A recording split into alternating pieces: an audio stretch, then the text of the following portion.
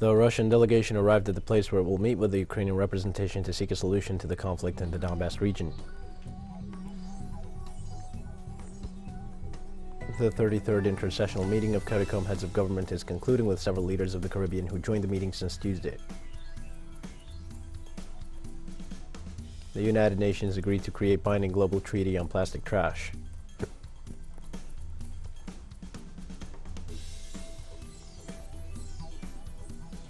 Hi, this is From the South. I'm your news anchor, Dio Martin, from the Telesur Studios in Havana. We begin with the news.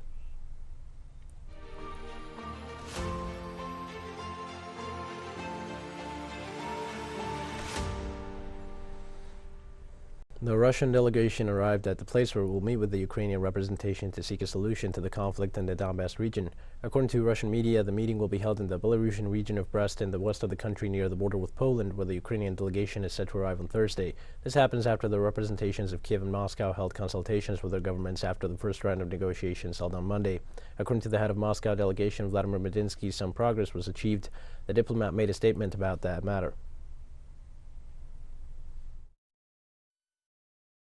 What I know is that the Ukrainian delegation has already left Kiev and they will be arriving early tomorrow, as we agreed.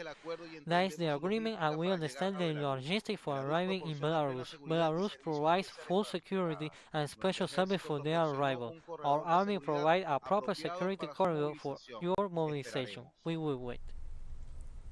Russian Foreign Minister Sergei Lavrov said the Ukrainian president's willingness to receive security guarantees is breakthrough in negotiations. The diplomat presented a list of demands that his government made to Ukraine during the first round of talks.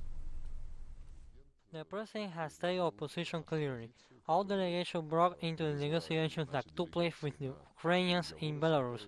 Crimea is a part of Russia. The recognition of the Donetsk and Luhansk People's Republics in the borders of the Donetsk and Luhansk regions. Demilitarization, which must have parameters that we have yet to agree upon.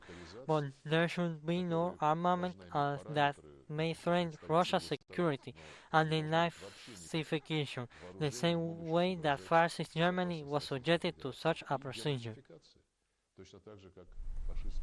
Following up with the Russian special military operation in Ukraine, the Russian Defense Ministry reported that Moscow's forces took the besieged Black Sea city of Kherson in the south under full control. The civilian infrastructure of the city is operating on a daily basis. Likewise, Russian forces also reportedly surround Mariupol, a strategic port of the Sea of Azov. Regarding the civilian population, Igor Konashenkov, the Russian Defense Ministry spokesman, made the following statement. The fact that all civilians wishing to leave Mariupol for security purposes can go east along the Mariupol-Shirokino road. All this also applies to residents of Kiev who can leave the city in the direction of Vasilkov. Russian soldiers are not an obstacle to the exit of the civilian population. And the spokesman also declared that Ukrainian authorities are forcibly keeping a large group of Indian students who wish to leave Ukrainian territory. Ready to take all necessary measures for the safe evacuation of Indian citizens and send them home from Russian territory with their own military transport planes or on Indian planes, as the Indian side proposed to do. Iran's Supreme Leader Ayatollah Ali Khamenei said on Tuesday that the United States is a root cause of the current crisis in Ukraine and that his country is falling victim to the U.S. crisis-making policies. Khamenei said that the United States created crises around the world and has punished the Ukrainian crisis to the current situation. The leader stressed that Iran opposes all acts of war and sabotage. In his speech, Iran's Supreme Leader stated that in the name of human rights and anti-terrorism, the United States has committed a series of criminal acts of killing innocent people, occupying eastern Syria, stealing oil resources in the Arab countries, stealing funds from the Afghan people, and plundering Afghan national wealth. In addition, he said one of the lessons people should learn from the Ukrainian crisis is that support from Western powers such as the United States is illusory and unrealistic. We advocate a ceasefire in Ukraine and an end to the war. However, the crisis can only be solved by knowing the root. The root cause of the Ukrainian crisis is the policies of the United States and Western countries. Those so-called U.S. and Western-backed governments should take a look at what's happening in Ukraine now and what happened in Afghanistan before. The president of Ukraine and the former president of Afghanistan both say they trust the U.S., they trust Western governments, but they were left behind anyway. The draft resolution under discussion at the General Assembly these last 2 days against Russia's special military operation in Ukraine was adopted at the General Assembly on Wednesday. 141 countries supported the resolution, whereas 35 abstained and 5 voted against it. Among these 5 countries, there's Belarus, the People's Democratic Republic of Korea, Eritrea, Syria, and the Russian Federation. Countries like Cuba, El Salvador, Bolivia, and Nicaragua abstained from voting, as well as China, Vietnam, and India. This resolution condemns Russia's special military operation in Ukraine and demands Russia's immediate withdrawal from the country.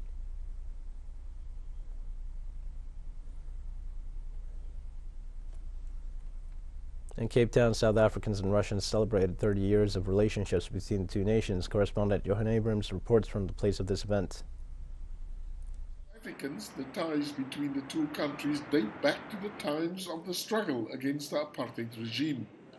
The then Soviet Union provided financial support and military training to the ANC and its armed wing Umkhonto we Sizwe. Today, the support is based on providing a better life for the citizens of both countries. So the context of this relationship is really answering the question, what is it that needs to be done to improve the quality of life of peoples?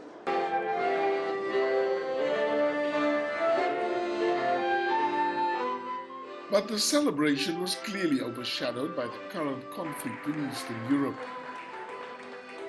South Africa's former Deputy Minister of International Relations, Mr. Marius Fransman, gave context to Russia's military action against the Ukraine.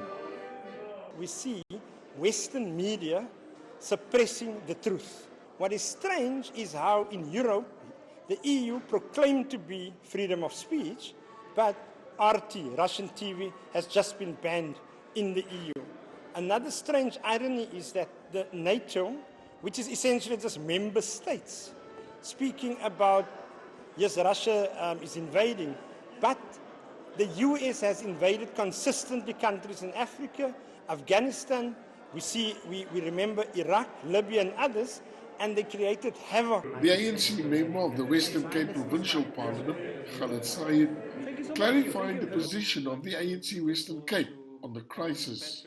We are proponents of negotiations. Parties must go to the table, but we also want to make it clear that there's not one narrative here which is a pro-Ukraine narrative. We need to respect Russia's territorial integrity and Russia's security concerns, which are currently being undermined, not only by Ukraine, but by their big brothers, the United States of America, and Zionist Israel as well. Instead, I am motivated to reflect. Meanwhile, South African President Cyril Ramaphosa also called for mediation instead of withdrawal from Ukraine. Johan Abrams for Telesur in Cape Town. We're going to take a short break now. Please join us again after this.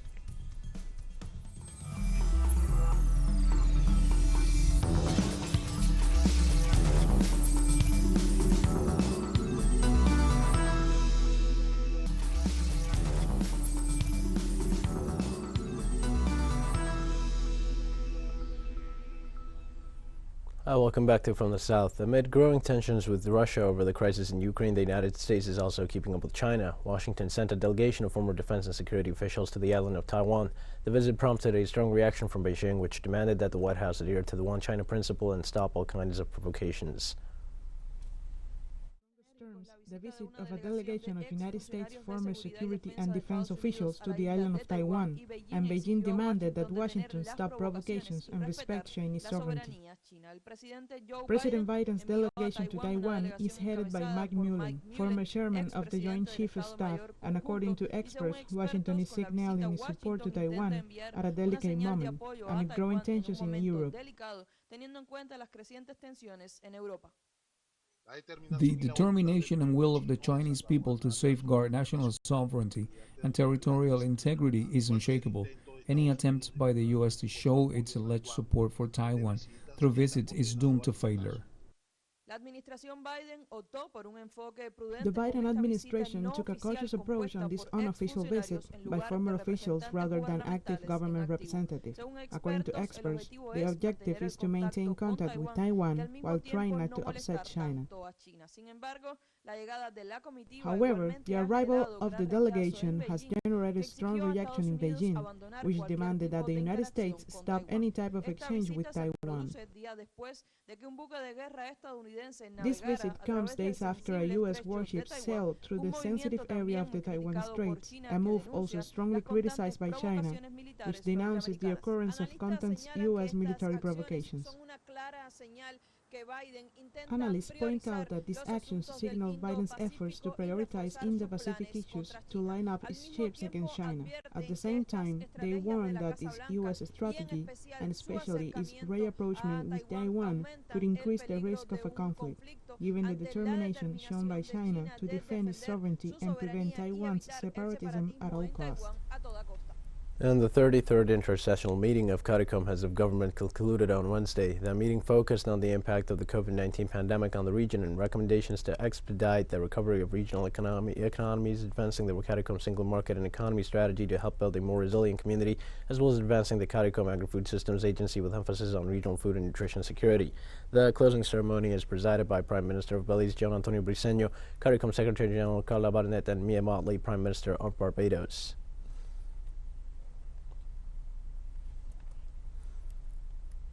And during the conclusion of the 33rd inter-sessional meeting of the Conference of Heads of Government of CARICOM and Belize, the outcomes of the meeting were presented in a press conference hosted by the chairman of CARICOM, Honorable John Antonio Briceño, who answered questions from international and regional media. What we have done is that we've agreed after a long discussion and listening to the Prime Minister of Haiti, we're saying that we will establish a CARICOM team to be able to visit Haiti with a view to providing support in the facilitation of dialogue. Because when there are so many different competing groups, it's important for us to be able to move forward in Haiti that we have to bring everyone around the table. We have to try to support, we have to support the administration in holding credible elections. It's of no use to have an election right now and then you have a large portion of the population not accepting that. And also, as CARICOM, we want to be able to support a framework for long-term development and building democracy. During the press conference of the 33rd inter-sessional meeting of the CARICOM, Honorable Prime Minister of Barbados, Mia Motley, mentioned some of the CARICOM plans to overcome the economic difficulties of the region. For the establishment of the CARICOM Economic Recovery Transformation Subcommittee, which I chair, to be expanded to include the Caribbean Development Bank, the CARICOM Development Fund, and the CARICOM Commission on Economy, recognizing that the multiplicity of issues that are coinciding now will present tremendous difficulties and challenges to our region. And we therefore need to see how best we can approach it, at the same time utilizing functional cooperation and assisting one another where possible. The increase in energy prices is clearly going to be a major challenge for us, but I also expressed concern earlier this evening with respect to freight costs and the supply chain. We also recognize that any efforts that we have to increase food production must be urgent because the increase in prices is likely for food. In Peru, a new trial will begin on Thursday against officials of former President Alberto Fujimori over thousands of forced sterilizations carried out during his term in office. This is a trial concerning more than 217,000 forced sterilizations that transpired between 1996 and 1998. This massive and systematic policy hindered thousands of indigenous and rural women from having children, a fact that has been qualified as a serious human rights violation. It is likely that former head of state Alberto Fujimori will be included in these investigations. Dozens of victims and human rights organizations confirmed their presence at the trial.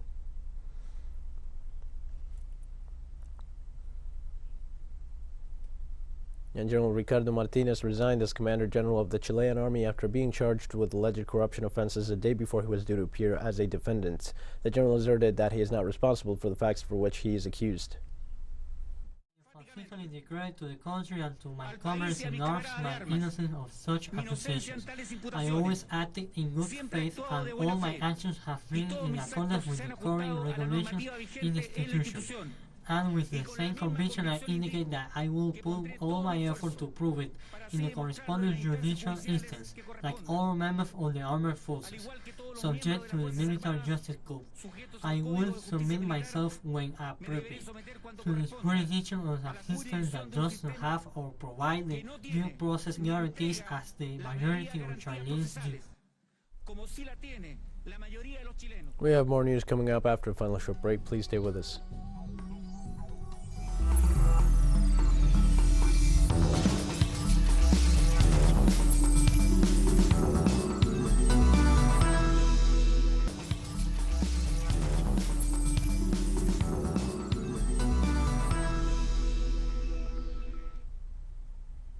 Hi, welcome back. Amid the increase of energy prices due to the crisis in Ukraine, the OPEC Plus, together with 10 other large producers, agreed to increase their production by 400,000 barrels of crude per day.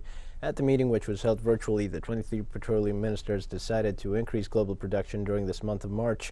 This decision is in accordance with the OPEC Plus agreement of July 2021, which consists of making moderate monthly increases of 400,000 barrels per day in order to face the uncertainty of the energy market, especially in the context of the global health crisis and rising energy prices due to the conflict in the Donbass, which resulted in a significant increase in crude oil prices after the European Union imposed sanctions on Moscow.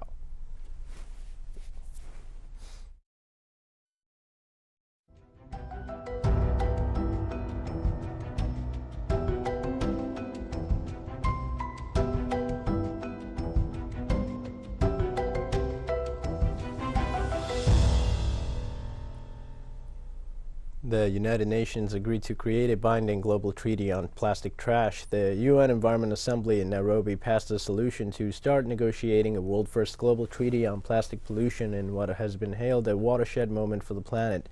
Negotiators were given a broad mandate to target plastic trash in all its forms, including invisible microplastics. The scope covers the entire life cycle of plastic and could introduce new rules on production, redesigning of products for easier recycling, sustainable use, and better waste disposal. It also calls for financial assistance to help more countries take action. Nearly 200 nations unanimously agreed to create an intergovernmental committee to negotiate and finalize a legally binding plastics treaty by 2024. It's fair to say that what we did today was to bring nature into the room, and we managed to achieve no less than 14 substantive resolutions, a ministerial declaration, a formal decision, and a political declaration that were all adopted unanimously today. The success of the current assembly is a testament of the value of multilateralism. As the world reels from conflict, COVID-19, multiple humanitarian crises around the world, multilateralism is being tested, but is still alive. We can see that today.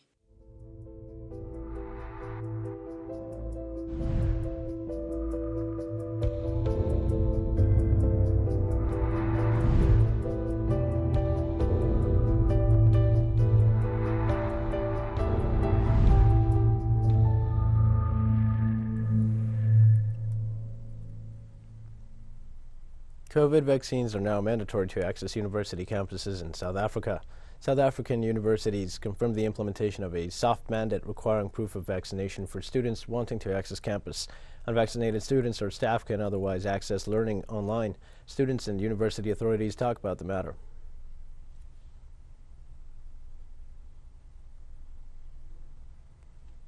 Policy is incomplete if it's not taken to the people, if it's not given the type of people orientation that it needs. It's incomplete. It's an elitist, esoteric type of an engagement that we must only consult a few people because they are, deemed to have better thinking than others. The university has what we call a soft mandate in terms of the interim vaccination policy. Soft mandate means you can be a student, you can register to study, but you cannot come onto campus unless you are vaccinated. So people are allowed to study online. They can do the normal studies. Our workers also, if they are able to, they can work online. But when you come onto campus, they have to be vaccinated. We've come to the end of this news brief, but remember you can find these and many other stories on our website at Tulsa English. You can also join us on social media for all the latest news. We're on Facebook, Twitter, Instagram, and Telegram. For Tell Us Our English, I'm Dio Martin. Thanks for watching.